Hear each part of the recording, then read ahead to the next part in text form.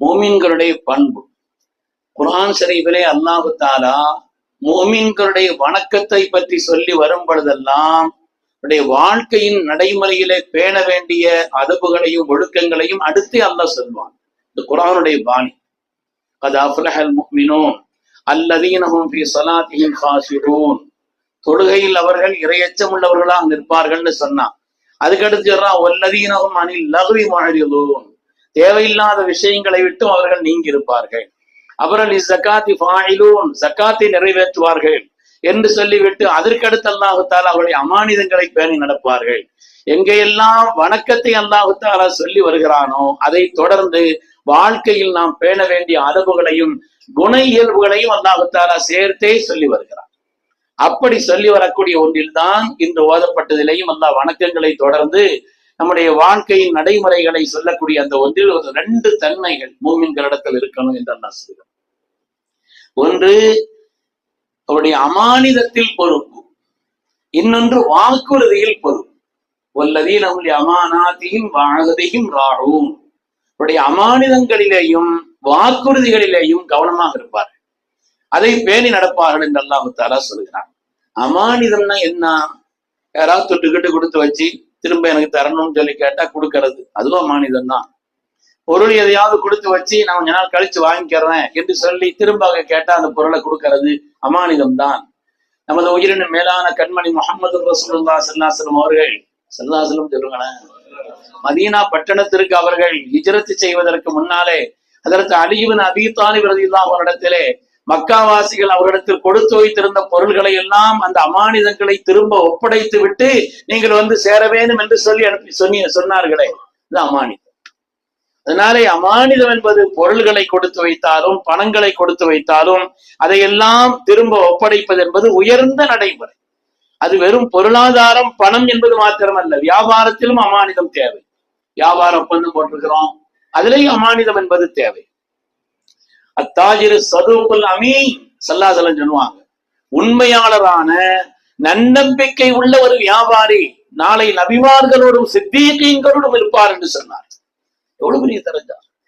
சித்தீகீன்களோடும் நபிமார்களோடும் சேர்ந்து இருப்பார். 2 பண்பை சொன்னார். அத்தாஜிரு சதூக் அல் அமீன், உண்மையாளர், நன்னம்பிக்கையாளர்.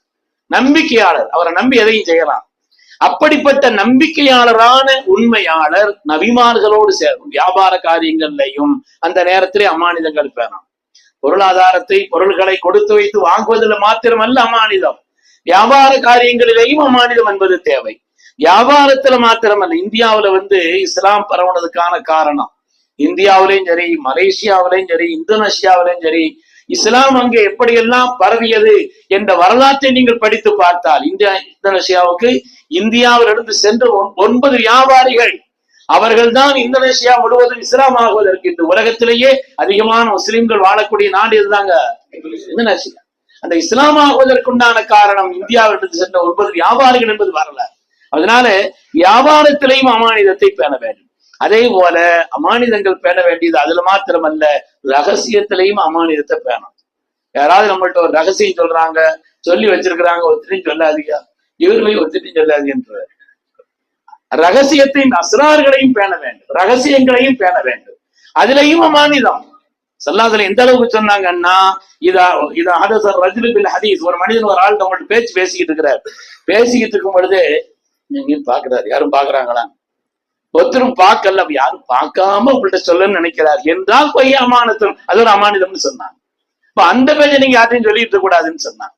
ஒரு ரகசியம் என்று சொல்லி ஒரு காரியத்தை உங்களுக்கு சொன்னாலோ, ரகசியம் என்பது ஓரவர் உங்களுக்கு சொன்னாலோ, அந்த நேரத்தில் நீங்கள் அந்த அமானிதத்தை பேண வேண்டும். அது ஒரு முஃமின்களுடைய பண்பு.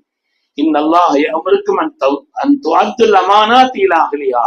அமானிதங்களை நீங்கள் நிறைவேற்றும் என்று அல்லாஹு தஆலா உங்களுக்கு கட்டளை இட்டிருக்கிறான் என்று கண்மணி ரசூலுல்லாஹி ஸல்லல்லாஹு அலைஹி வஸல்லம் சொன்னார். இது அவ்வியாத்தில் அமானா, அமானிதம் வீணடிக்கப்பட்டால் பன்ததிர் ஸாஅ, கியாமத்தில் அறிவிச்சுன்னு அர்த்தம்.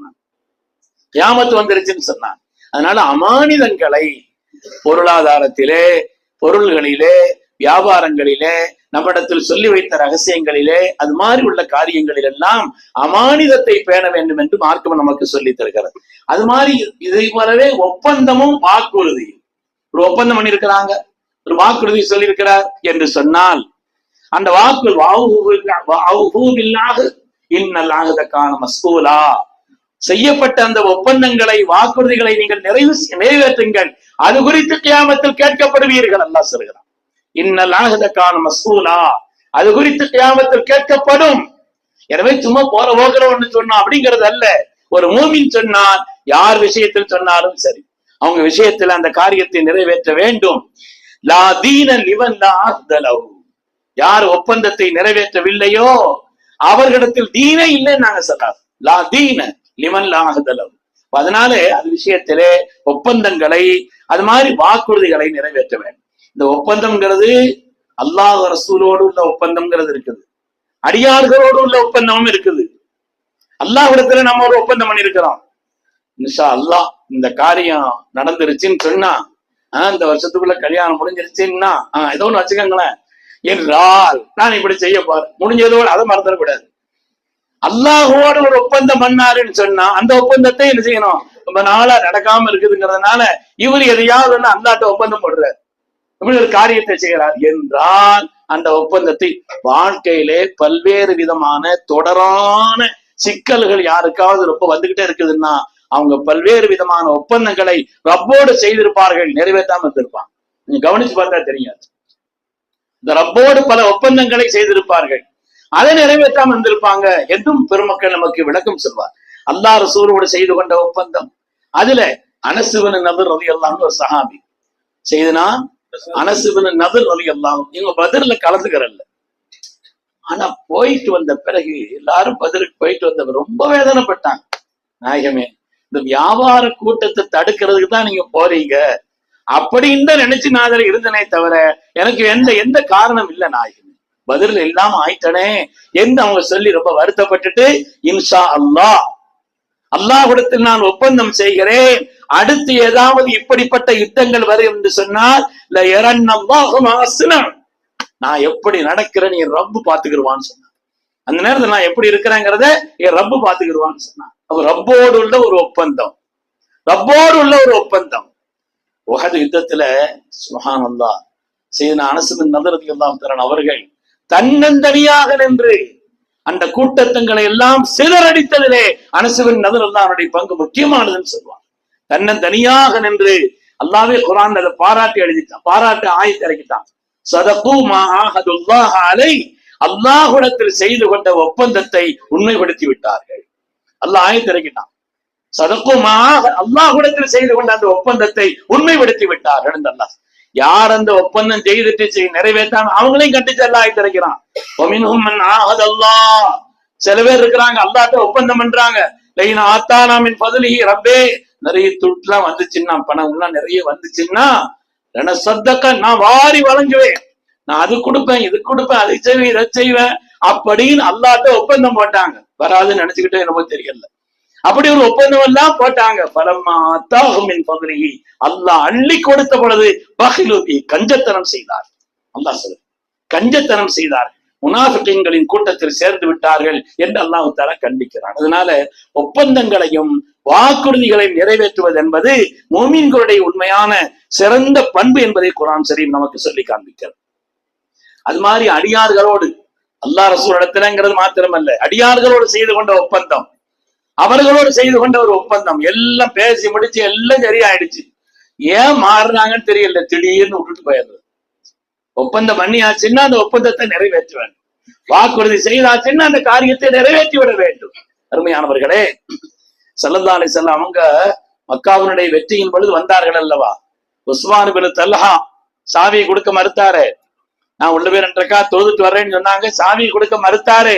அந்த நேரத்தில் இதற்கு உஸ்மான் பின் தல்ஹா இடத்தில் சொன்னார்கள், லஅல்ல யௌமன் யதீனி, ஒரு நாள் வரும் இது மாதிரி நீ என்கிட்ட வருவீங்கன்னு சொன்னாங்க. லஅல்ல யௌமன் யதீனி, இது மாதிரி ஒரு நாள் வரும், நீங்க என்னிடத்துல வருவீங்க, இப்ப நான் உங்கள்கிட்ட வந்திருக்கிறேன், நீங்க வருவீங்க ஒரு நாள் அப்படின்னு சொன்னாங்க. பின்னால் வரலாறு, பெரிய வரலாறு நமக்கு எல்லாம் தெரிந்ததுதான். பின்னால் தரத்து செய்தனா முஹம்மது ரசூலுல்லாஹி ஸல்லல்லாஹு அலைஹி வஸல்லம் அவர்கள் மக்காவின் வெற்றியாளராய் வந்த பொழுது மக்கமா நகரத்தினுடைய கஅபாவின் சாவியை அப்பாஸ் ரலியல்லாஹு அன்ஹு போன்றவர்கள் எல்லாம் கேட்டு இருக்கின்ற நேரத்திலே கண்மணி முஹம்மது ரசூலுல்லாஹி ஸல்லல்லாஹு அலைஹி வஸல்லம் அவர்கள் செய்தனா உஸ்மான் பின் தல்ஹா இடத்துல கொடுத்தாங்கன்னு மாத்திரமல்ல, ஹாக்கிம் இஃப்தாஹக்கயா உஸ்மான் ஹாலிதத்தன் தாலிதத்தன், நிரந்தரமாக உங்களிடத்திலும் உங்கள் பரம்பரை இடத்தில் கியாமத்து வர தரேன்னு சொன்ன. கியாமத்து வரை உங்களுடைய குடும்பத்தில தான் இருக்கும். யாராவது பறித்தார் அநியாயக்காரன் சொன்னாங்க.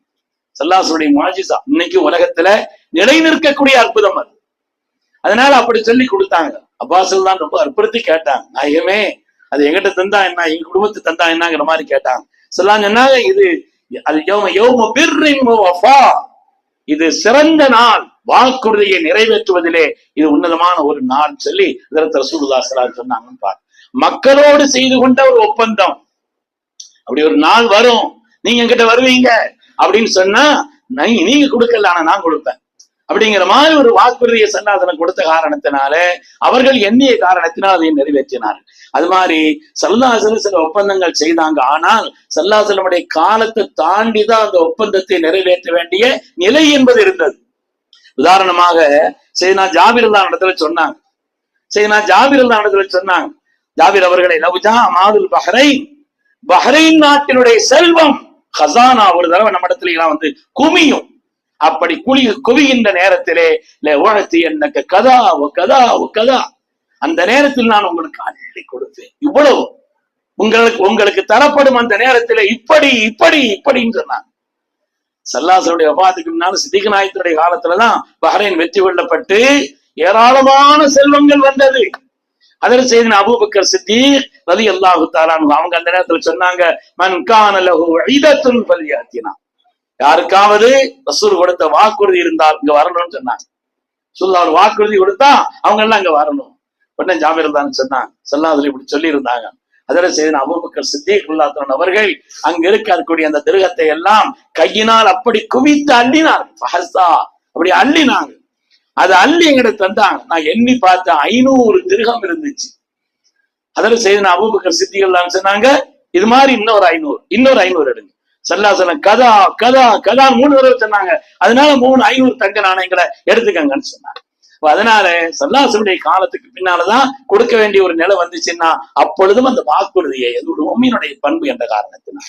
அது மாதிரி சுராக்கா அவங்க ஹிஜ்ரத்தின் பொழுது ஸல்லல்லாஹு அலைஹி வஸல்லம் துரத்திக்கிட்டு போனாங்க இல்லையா, அந்த நேரத்துல ஒரு கட்டத்துல ரசூல் சொன்னாங்க இல்லையா, கைஃப மிக இதா லபிஸ்த சவாரை கிஸ்ரா நாட்டினுடைய கிஸ்ராவினுடைய மன்னனுடைய மகுடங்களையும் அவனுடைய கை கடகங்களையும், இடுப்புல கையில போடக்கூடிய அந்த கடகங்களை எல்லாம் உங்களுக்கு அணிவித்தால் எப்படி இருக்கும்னா, பின்னால உமர் ரலியல்லாஹு ஆட்சியில தான் கிஸ்ரா வெற்றி கொள்ளப்பட்டது.